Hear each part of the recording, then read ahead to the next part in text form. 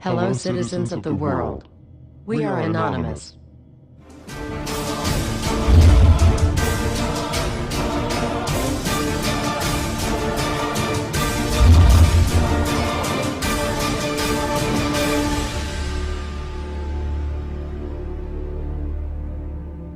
Dear brothers and sisters, now is the time to open your eyes. In a stunning move that has civil libertarians stuttering with disbelief, the U.S. Senate has just passed a bill that effectively ends the Bill of Rights in America.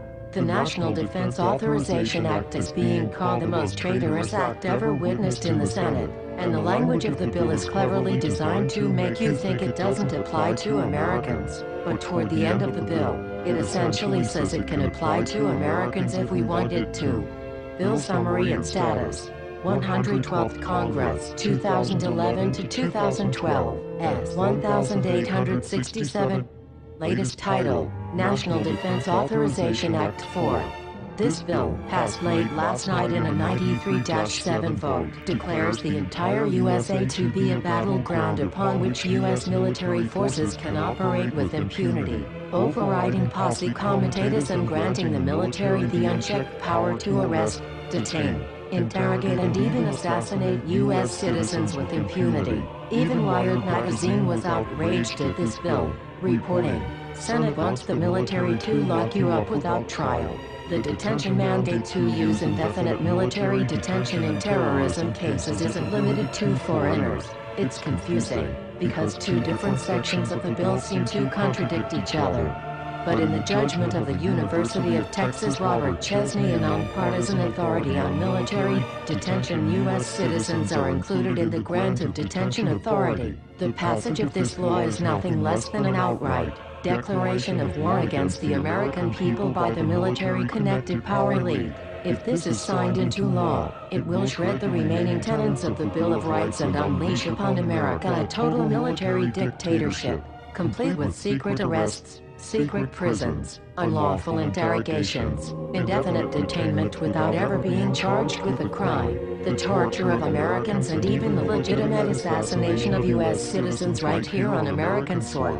If you have not yet woken up to the reality of the police state we've been warning you about, I hope you realize we are fast running out of time. Once this becomes law, you have no rights whatsoever in America, no due process, no First Amendment speech rights, no right to remain silent, nothing. The U.S. Senate does not want us to speak. I suspect even now orders are being shouted into telephones and men with guns will soon be on their way. Why? Because while the truncheon may be used in lieu of conversation, words will always retain their power. Words offer the means to meaning, and for those who will listen, the enunciation of truth.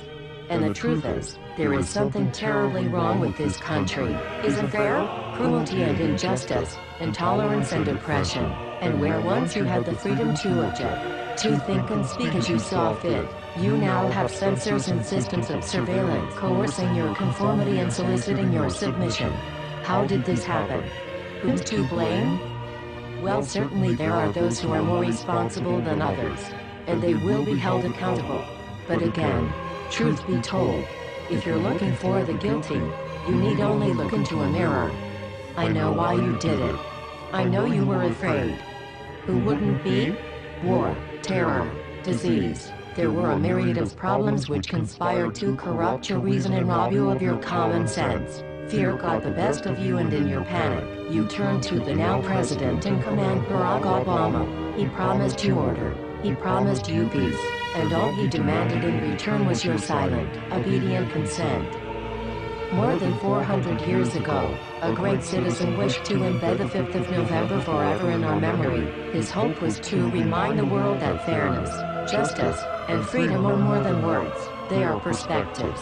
So if you've seen nothing, if the crimes of this government remain unknown to you, then I would suggest that you allow the 5th of November to pass unmarked.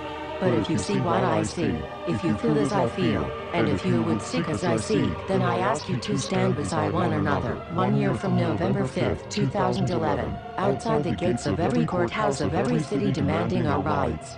Together we stand against the injustice of our own government. We are anonymous. We are legion. United as one. divided by 0. We do not forgive censorship. We do not forget oppression. U.S. Senate. Expect us.